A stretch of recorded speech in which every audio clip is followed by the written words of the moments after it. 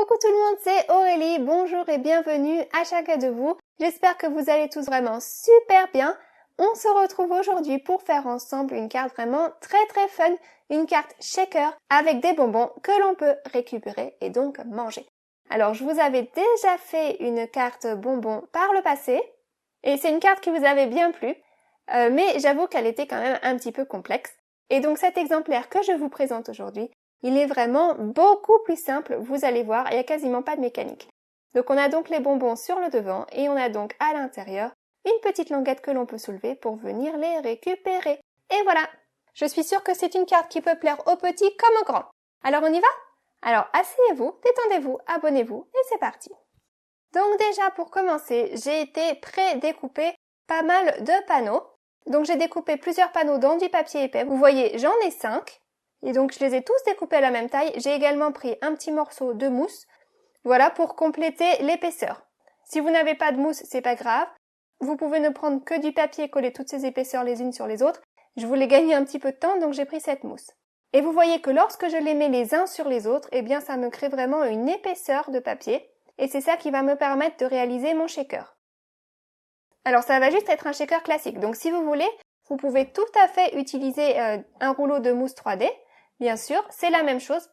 Simplement, l'avantage de cette méthode aujourd'hui, c'est que je vais obtenir des côtés vraiment très nets. Et c'est vrai que lorsqu'on utilise la mousse 3D, parfois c'est pas toujours le cas. Voilà, donc on va juste vraiment commencer déjà par faire un shaker classique. Donc mes panneaux, là, juste pour information, ils font environ 10 cm sur 14 et ils font tous vraiment exactement la même taille. Ensuite, j'ai également préparé une base de carte grise. Et vous voyez que si je mets mes panneaux par-dessus, eh bien j'obtiens un petit cadre gris tout autour. Donc voilà. Ensuite, j'ai été prendre ce dice, donc un dice rond qui fait un peu moins de 8 cm de diamètre. Et c'est vraiment ce dice qui va me servir dans toute ma carte aujourd'hui. Je vais venir le positionner un petit peu en haut à gauche sur mon panneau, comme ceci. Je prends un petit peu de washi pour le tenir en place. Voilà.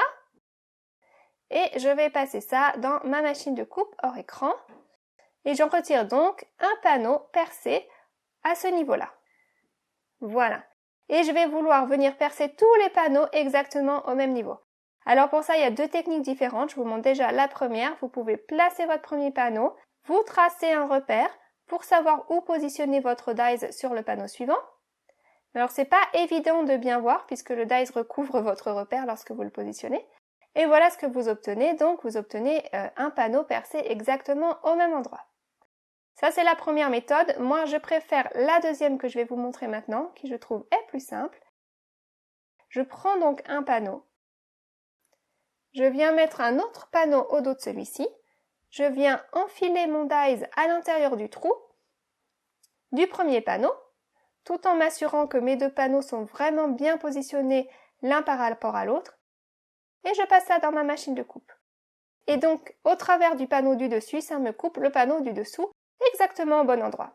Et je vais recommencer donc cette technique pour tous les autres panneaux qui ne sont pas encore découpés. Je viens positionner mon panneau bien au dos, je prends mon dice, je viens l'enfiler à l'intérieur, le coincer dans le trou et passer ça dans ma machine de coupe.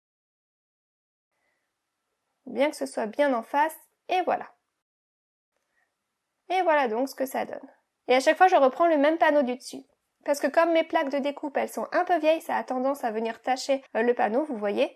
Donc je prends toujours le même. Et comme ça, tous les autres, ils sont propres. Donc je continue ainsi de suite. J'ai tout découpé, j'ai également été découper la mousse. Et donc quand je mets tous mes panneaux les uns sur les autres, eh bien j'obtiens une jolie épaisseur pour pouvoir venir faire mon shaker. Voilà. Alors, ce qui est différent par rapport à un shaker habituel, c'est que je vais venir également découper la carte aujourd'hui. Ma base de carte grise, je vais également venir la découper avec ce même rond. Donc, je prends un panneau que je place bien au bon endroit pour avoir mon cadre gris qui soit bien joli de tous les côtés et j'ouvre ma carte. Si vous gardez la carte fermée, ça va couper les deux côtés de la carte, mais je ne veux couper que le devant. Donc voilà donc ce que j'obtiens, ça y est, ma carte elle est coupée sur le devant et ça correspond parfaitement à mes autres panneaux. Donc voilà, si je les prends tous et que je les mets comme ceci sur ma carte, eh bien voilà, j'ai une belle épaisseur. Je vais maintenant pouvoir réaliser donc une petite fenêtre. Donc pour ça, je prends de l'acétate ou du rhodoïde. Et moi, j'ai celui-ci que j'aime bien parce qu'il est résistant à la chaleur. Et donc aujourd'hui, je vais utiliser cette propriété de mon rhodoïde et venir faire de l'embossage à chaud. Alors pour faire de l'embossage à chaud sur du rhodoïde, tapotez bien votre projet avec votre coussinet antistatique. Sinon, vous allez vraiment avoir de la poudre de partout.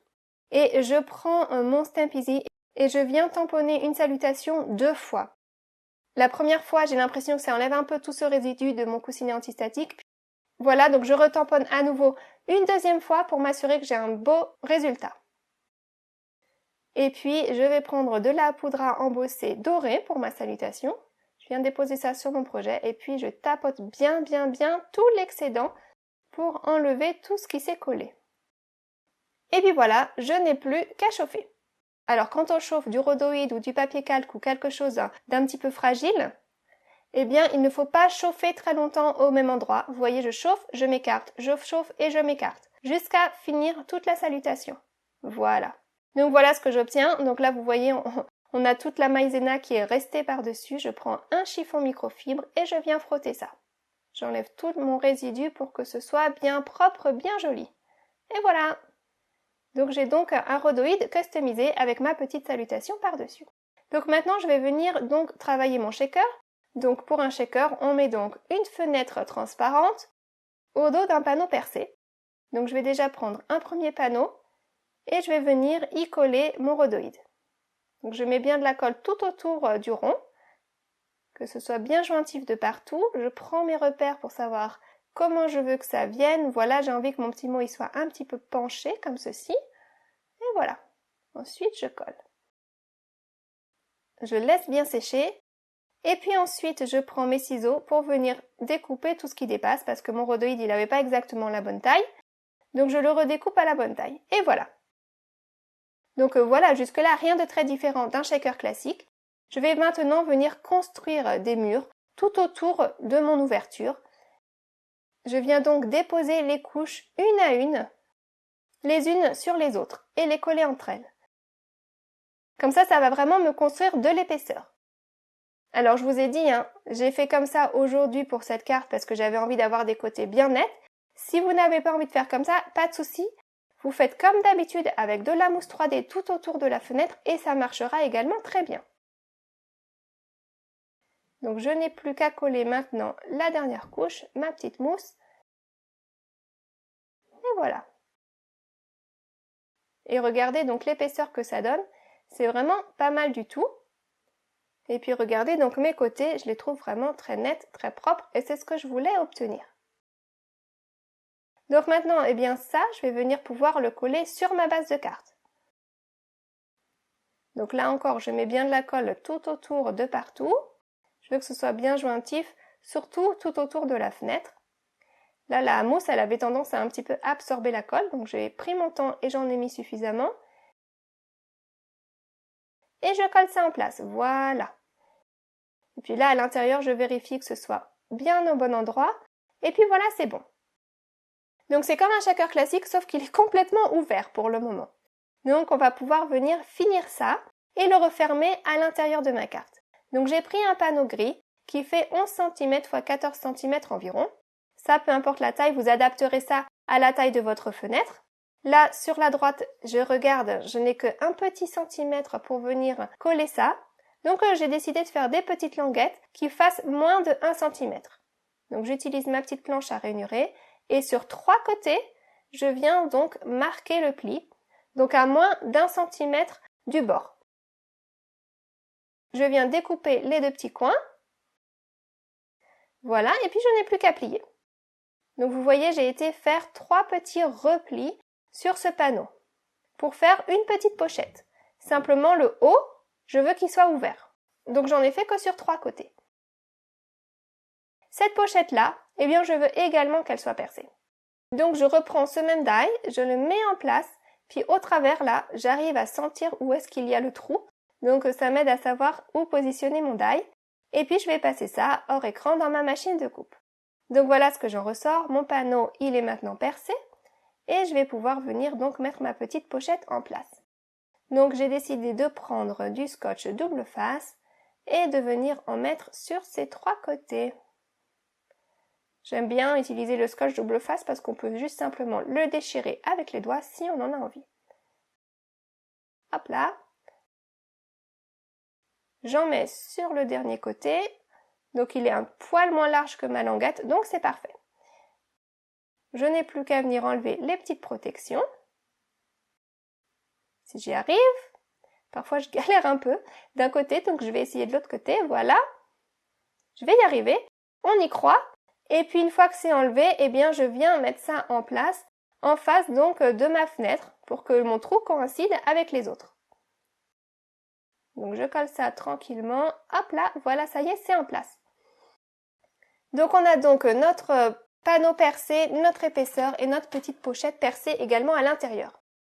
Donc là, ma petite pochette, elle fait environ 9 cm de large et puis ma hauteur, elle fait environ 13 cm de hauteur. Donc il va me falloir quelque chose à l'intérieur pour venir remplir ça. Donc voilà, j'ai été découper un panneau d'un peu moins de 9 cm de large et il est beaucoup plus haut. Je viendrai le redécouper par la suite. Je prends mes repères pour savoir où est-ce que ma fenêtre s'arrête et je vais venir faire un petit dégradé sur ce panneau juste pour rajouter de la déco, c'est complètement facultatif. Et j'ai envie que mon dégradé il soit vraiment juste au dos de ma fenêtre et qu'il soit pas plus bas et pas plus haut. À vrai dire, il aurait pu être plus bas, ça n'aurait pas été un problème, ça ne se serait pas vu. Mais en haut, j'ai envie que ce soit bien propre. Donc je vais cacher ça et je vais donc faire mon petit dégradé entre ces deux bandes-là. Et j'ai choisi des couleurs donc violette, bleu, turquoise et verte. J'ai choisi des couleurs d'encre Distress Oxide pour faire un dégradé vraiment super rapidement. Donc j'applique ma couleur avec mes petits embouts de mousse et puis une fois que ma couleur est appliquée, je viens travailler la transition à chaque fois avec la couleur précédente. Ça se fait vraiment en 2 temps 3 mouvements. Et puis voilà, lorsque j'enlève mon petit masque là, eh bien j'obtiens un joli dégradé bien net. Et ça va donc se mettre à l'intérieur de ma pochette. Tadam! Et donc j'ai mon dégradé qui apparaît au travers de la fenêtre. Vous voyez? C'est là que je dis que j'aurais pu le faire aller plus bas, ça n'aurait pas gêné du tout. Ensuite, pour finir ce petit panneau-là, eh bien, il va falloir que je le redécoupe, il est beaucoup trop haut. Donc je prends mes repères, je ne le découpe pas trop haut parce que j'ai envie que ça rentre dans une enveloppe de taille classique, donc je veux pas qu'il soit trop haut non plus. Puis comme d'habitude, quand je fais une petite languette, j'aime bien venir redécouper les coins pour avoir des angles arrondis. Je viens simplement maintenant finir le tout en perçant un petit trou au milieu avec mon petit poinçon là que j'aime bien parce qu'il a 3 tailles de trous différentes. Il est très pratique. Et donc voilà, ça maintenant c'est fait, ça peut rentrer donc sans problème à l'intérieur. Et je vais donc pouvoir venir remplir ça de bonbons. Alors moi j'ai pris des M&M's et puis j'ai choisi de ne pas mettre toutes les couleurs. J'ai gardé un petit peu les couleurs qui allaient bien avec mon dégradé, donc j'ai pas mis les rouges et les oranges. Et je viens remplir donc mon shaker. Sympa, non? Alors moi j'ai pris des M&M's parce que là c'est ce que j'avais sous la main et j'avoue qu'ils sont quand même assez gros. Donc c'est pour ça que j'avais besoin de tant d'épaisseur que ça. Maintenant si vous choisissez des bonbons plus petits, comme des mini Smarties par exemple, eh bien vous pourrez faire exactement la même chose mais en ayant une carte beaucoup moins épaisse. Il faut vraiment adapter l'épaisseur de votre carte à la taille de vos bonbons. Voilà. Ensuite j'ai choisi ce petit personnage, je vous l'avais déjà montré dans le passé. Voilà, je vais simplement prendre mon temps et venir le coloriser à l'aquarelle. J'avais envie de faire de l'aquarelle aujourd'hui. Donc j'ai été tamponner ça avec de l'encre VersaFine, noire, parce que c'est de l'encre qui résiste donc à l'eau. Quand je colorise avec mes feutres à alcool, je prends l'encre Memento. Mais lorsque je colorise avec de l'aquarelle, je prends l'encre VersaFine. Voilà. Ensuite, je n'ai plus qu'à venir découper ce personnage. Donc voilà, ça y est. Ensuite, je prends simplement un petit peu de ruban que je viens coller en place à l'arrière, comme s'il tenait le bout du ballon dans ses mains derrière lui. Je l'ai déjà utilisé ce personnage pour faire un petit peu le même design, mais là, j'ai adapté ça donc avec une carte shaker bonbon. Alors moi, j'ai mis du ruban. Vous n'êtes pas du tout obligé de finir ça avec du ruban. Vous pouvez tout à fait dessiner au stylo si vous voulez le fil du ballon ou utiliser des découpes. Ça, c'est vous qui voyez.